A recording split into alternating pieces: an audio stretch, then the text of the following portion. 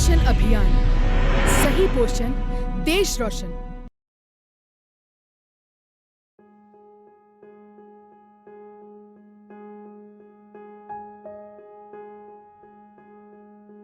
सभी माताओं और बच्चों को मेरे सादर प्रणाम। नमस्ते दीदी। आप सभी कैसे हैं? अच्छे हैं दीदी। ठीक है, तो आप लोगों को मालूम है कि आज हम लोग यहाँ क्यों इकट्ठा हुए हैं? हाँ दीदी, आज हम ग्राम स्वास्थ्य और पोषण दिवस मना रहे हैं। बहुत खूब। इसमें हम मुख्य रूप से लड़कियों से संबंधित स्वास्थ्य शिक्षा और विवाह जैसे मुख्य विषयों के बारे में जानकारी लेंगे। यही आज के कार्यक्रम की खासियत है। ठीक है दीदी। अभी आप सब लोग अपनी एक आंख बंद कर लीजिए और दूसरी आंख से मुझे देखिए।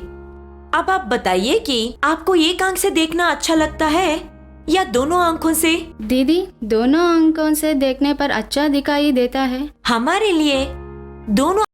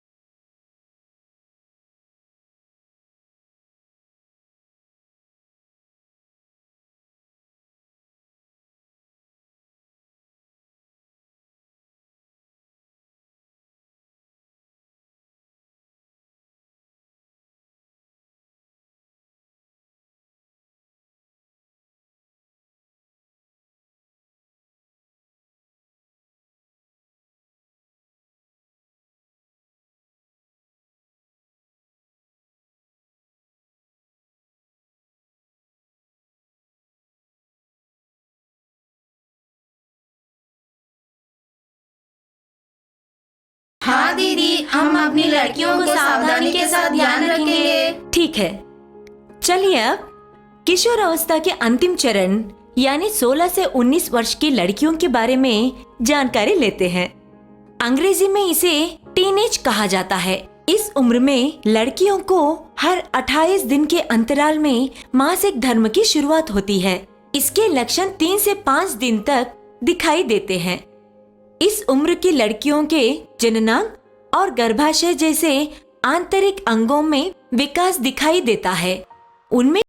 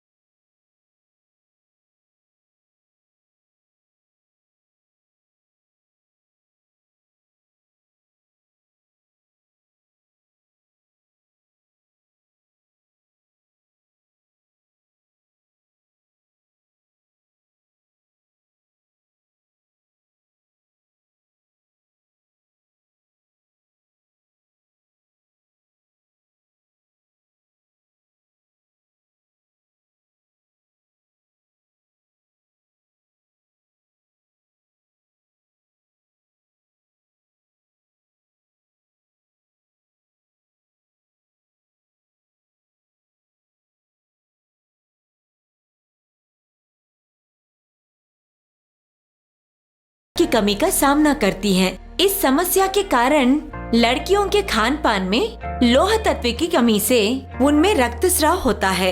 इससे उन्हें अत्यधिक थकान महसूस होती है, कार्य क्षमता कम हो जाती है। इसी तरह खून की कमी की एक और वजह से पेट में रक्त पर पलने वाले कीड़ों का संक्रमण भी हो सकता है।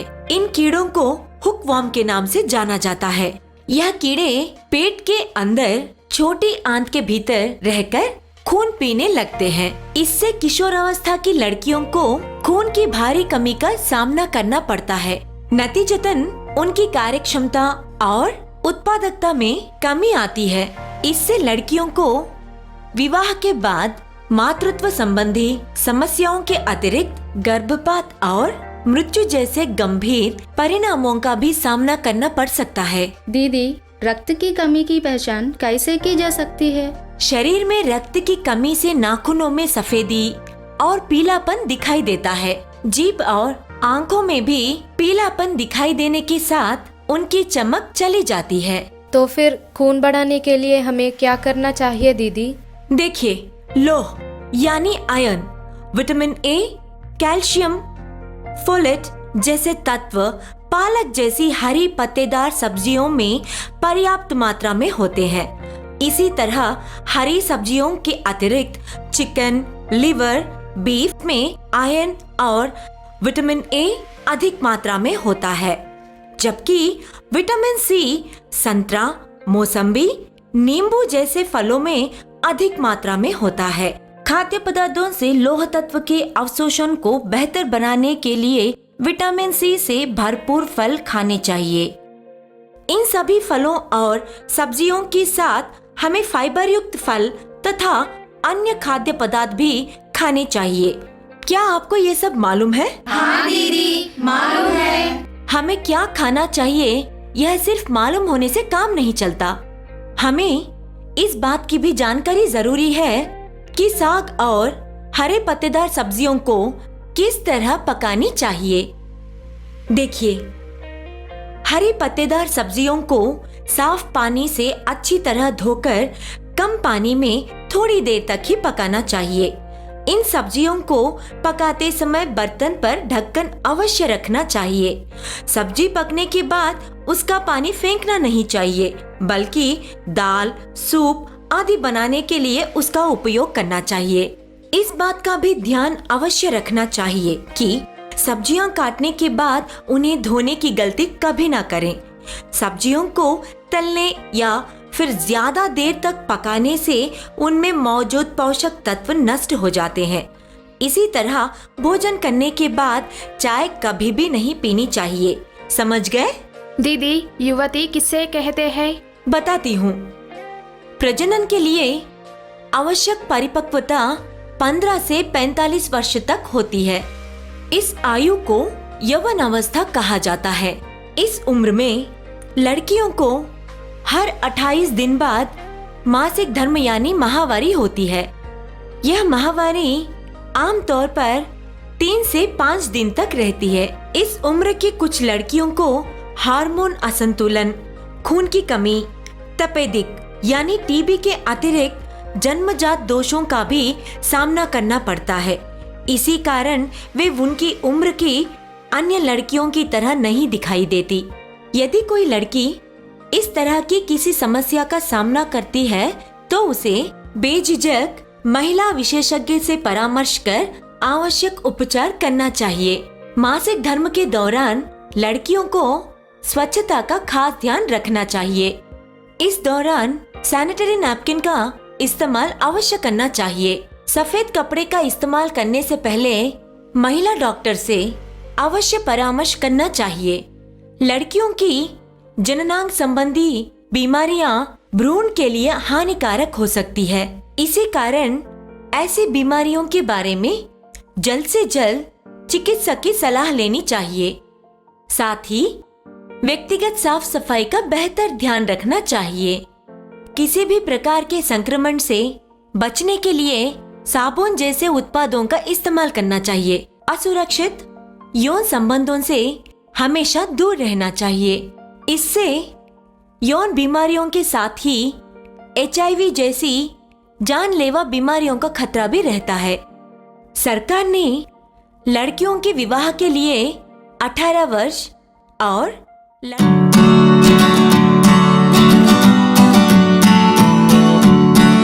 लड़कों के विवाह के लिए 21 वर्ष की उम्र निर्धारित की है। लेकिन हमें अपने लड़कों और लड़कियों का विवाह 21 वर्ष की उम्र के बाद ही करना चाहिए। इससे कम उम्र में विवाह करने पर बच्चों को जन्म देने के लिए लड़कियों का गर्भाशय पर्याप्त रूप से विकसित नहीं होता। ऐसे में जन्म लेने वाला शिशु भी कमजोर हो सकता है। इसके अतिरिक्त मानसिक परिपक्वता के अभाव में लड़कियों को पति के अतिरिक्त ससुराल वालों के साथ एडजस्ट होने में कठिनाई होती है। अपनी बेटी का विवाह कम उम्र में करने के बजाय हमें उसे अच्छी शिक्षा देकर अपने पैरों पर खड़ी होने में सक्षम बनाना चाहिए। उसमें आत्मविश्वास जगाने पर ध्यान देना चाहिए। दीदी, आपने लड़कियों की अच्छी परवरिश के बारे में तो काफी अच्छी जानकारी दी है, लेकिन लड़कियों के लिए सरकार क्या कर रही है, जरा उसके बारे में भी बताइए। आपने बहुत अच्छी बात कही है। नीति आयोग नवयुवतियों के पोषण संबंधी राष्ट्रीय पोषण रणनीति। आइए देखते हैं किशोरावस्था की लड़कियों का पोषण स्तर बढ़ाने के लिए किन मुद्दों पर विशेष रूप से ध्यान देना चाहिए। बेटी बचाओ बेटी पढ़ाओ पहल के अंतर्गत जीवन की विभिन्न अवस्थाओं में लड़कियों की समान देखभाल स्वास्थ्य और परिवार कल्याण मंत्रालय के राष्ट्रीय कृमि निवारण कार्यक्रम के साथ ही स्कूली स्वास्थ्य जांच कार्यक्रमों, नवयुवती प्रजनन और लैंगिक स्वास्थ्य जांच कार्यक्रमों के माध्यम से नवयुवतियों की स्वास्थ्य देखभाल के उन्नत प्रयास। MHFW नेशनल कृमि मुक्ति पहल के अनुसार स्वास्थ्य देखभाल स्कूल स्वास्थ्य कार्यक्रमों के माध्यम से परामर्श सहायता अर्श और कृमि मुक्ति के लिए बेहतर पहुंच।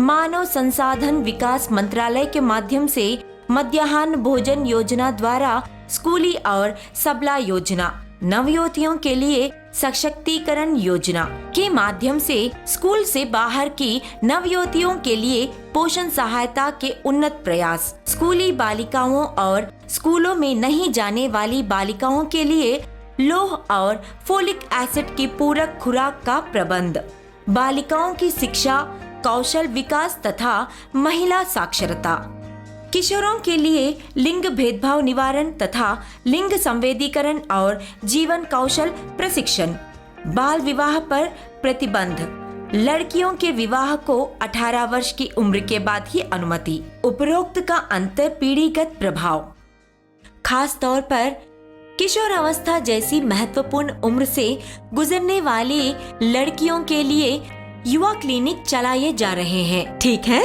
तो अब आप इस पूरी जानकारी का सार एक वाक्य में बताइए।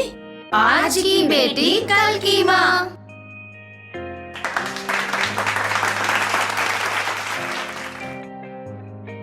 इस लक्ष्य को प्राप्त करने के लिए पोषण अभियान की शुरुआत की गई।